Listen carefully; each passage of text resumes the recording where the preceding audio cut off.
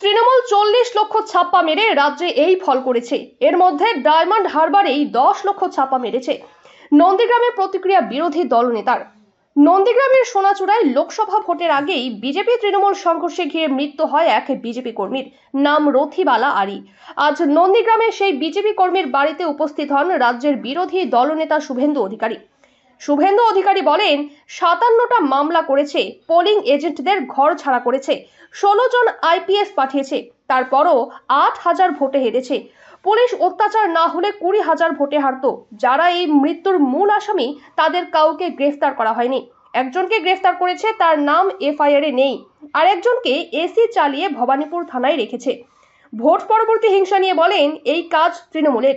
BJP পেয়েছে 2,35 লাখ, তৃণমূল পেয়েছে 2,70 লাখ, 40 লক্ষ ব্যবধান। আর এই 40 লক্ষই ছাপ্পা ভোট আছে। 10 লক্ষ ছাপ্পা আছে ডায়মন্ড হারবারে। কেশপুরে ছাপ্পা মেরেছে 1,30,000 ভোট। হিংসা মামলায় দেখবেন সংখ্যালঘু নেতারা যুক্ত, এদের ব্যবহার করছে তৃণমূল।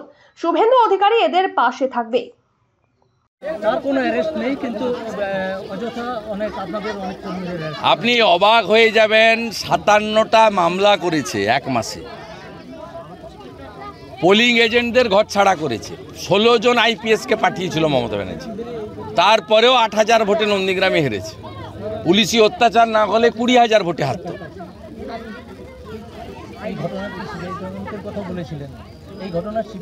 না না, তার বাড়ির লোক কালকে সার্টিফাইড কপি তুলবো তো, কোর্ট খুলবে, কোর্টে যাবো তো, কোর্টে তো যাবো। একটা শিডিউল কাস্ট 56 বছরের মহিলা, তাকে এইভাবে খুন করা যায় না। আর যারা মূল আসামি, 25 জন যে মূল আসামি, তাদের কাউকে গ্রেপ্তার করা হয়নি, একজনকেও গ্রেপ্তার করা হয়নি। একটা শুন অ্যারেস্ট দেখিয়েছে একজনকে, যার নাম এফআইআরে নেই, আর একজনের নাম এফআইআরে আছে, তাকে করেছে। এগুলো পুরো তৃণমূলের সঙ্গে কথা বলে গটাপ করেছে এবং তাকে এসি চালিয়ে ভবানীপুর থানায় রেখেছে। দাদা, ভোট পরবর্তী হিংসা দিকে দিকে বিরোধীরা আক্রান্ত হচ্ছে, কি বলবেন? ওটা তৃণমূলের একটা রোগ, তৃণমূলের লোক। আমরা 2,35 লাখ ভোট পেয়েছি, ওরা পেয়েছে 2,70-75 লাখ, 40 লাখের ডিফারেন্স। হ্যাঁ, তার মধ্যে 40 লক্ষই ছাপ্পা ভোট আছে,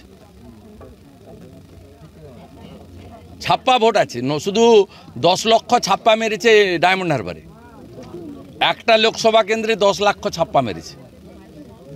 কেশপুরে ছাপ্পা মেরেছে 1,30,000 ভোট, ঘাটাল লোকসভা কেন্দ্রে।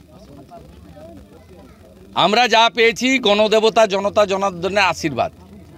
12টা 21 হলে খুশি হতো সবাই, আমরাও আশা করেছিলাম, আমিও সব বলেছিলাম যে আমাদের 20-21টা অন্তত হবে। ভোট আমরা প্রচুর পেয়েছি, আর কেন্দ্রীয় বাহিনীর উপস্থিতি ছিল বলে মানুষ ভোট দিতে পেরেছে। কিন্তু কেন্দ্রীয় বাহিনী গুন্ডাদেরকে তো দমন করতে করার সুযোগ দেয়নি, তারা রাজ্য পুলিশ দ্বারা পরিচালিত হয়েছে। বলছি, নন্দীগ্রামের সঙ্গে লোকসভা জেলার দুটো সাফ হয়ে গেছে আমার জেলায়। তো 16টার মধ্যে 15টা বিধানসভায় জিতেছি। নন্দীগ্রামের উন্নয়নের ব্যাপারে কি ধরনের পদক্ষেপ নেওয়া? কেন্দ্রীয় সরকারের যে উন্নয়ন করা উচিত সেগুলো নিশ্চয়ই করবে। কেন্দ্রীয় সরকারের যেটা রেল প্রজেক্টের কাজ ইতিমধ্যে শুরু হয়েছে, নন্দীগ্রাম দেশপ্রাণ রেল প্রজেক্ট যাতে শেষ হয় করবে। এবং আমরা যেহেতু জাতীয় জলপথের মধ্যে নন্দীগ্রাম হলদিয়া, এখানে তো এটা জাতীয় জলপথ, এখানে রাজ্য সরকারের কোনো সুযোগ নেই। সেখানে রামেশ্বরমে যেমন ফোল্ডার ব্রিজ আছে, আমরা করার জন্য অনুরোধ করব আমাদের এমপির মাধ্যমে। এবং আমরা তো বরাবরই আমরা করি। মূল উন্নয়ন তখনই হবে যখন এখান থেকে মমতা ব্যানার্জিকে বিদায় দিতে পারবো। আমরা 90টা বিধানসভাতে এগিয়ে আছি রাজ্যে, 146টা বিধানসভাতে 40% ভোট পেয়েছি। আমাদের আর 2% ভোট বাড়ালে 146টা বিধানসভা আমরা জিতে যাব। 90টা বিধানসভা ধরে রেখে আরও 58টা বিধানসভাতে আমাদেরকে মানুষের আস্থা অর্জন করে এগোতে হবে। এবং মানুষের আস্থা তো আছেই, ত্রুটিমুক্ত নির্বাচন করতে হবে। আর সংখ্যালঘু ভাইদের বুঝতে হবে, ইমামদের কথায় ভোট দিয়ে দিলেন, তারা সবচেয়ে বেশি অবহেলিত। শিক্ষিত সংখ্যালঘুরা চাকরি পায়নি, পরিযায়ী শ্রমিক হিসেবে বাইরের রাজ্যে গেছে। এই মামলাগুলোতে দেখবেন অধিকাংশ সংখ্যালঘুরা যুক্ত। এদের তৃণমূলের দ্বারা তৃণমূলীদের ব্যবহার করছে গুন্ডামির কাজে। 11 জন সংখ্যালঘু নেতা নন্দীগ্রামের দেবব্রত মাইতি মার্ডার কেসে এলাকার বাইরে আছে, তাদের খোঁজও নেয় না মমতা ব্যানার্জি বা তার ভাইপো। তাই রথীবেলা আড়ির খুনিদের যথোপযুক্ত শাস্তি এবং নিরপেক্ষ তদন্তকারী সংস্থার মাধ্যমে যাতে তদন্ত হয়, তার জন্য আমি এর আগেও লড়েছি, আগামী দিনেও লড়ব। এর জন্য কারোর সার্টিফিকেট, কারো অনুমোদন আমার লাগে না। এখানকার মানুষ আর শুভেন্দু অধিকারী একাত্ম। সেই কারণে 2021-এও তারা এত কাণ্ডের পরেও ভোট দিয়েছে। এবারেও কম সন্ত্রাস হয়নি। এবারে পুলিশ যেভাবে সন্ত্রাস করেছে আপনি অবাক হয়ে যাবেন। 57 FIR lodge by the Mamata police during election period against Nandigram মানে আমাদের পার্টি কার্যকর্তা।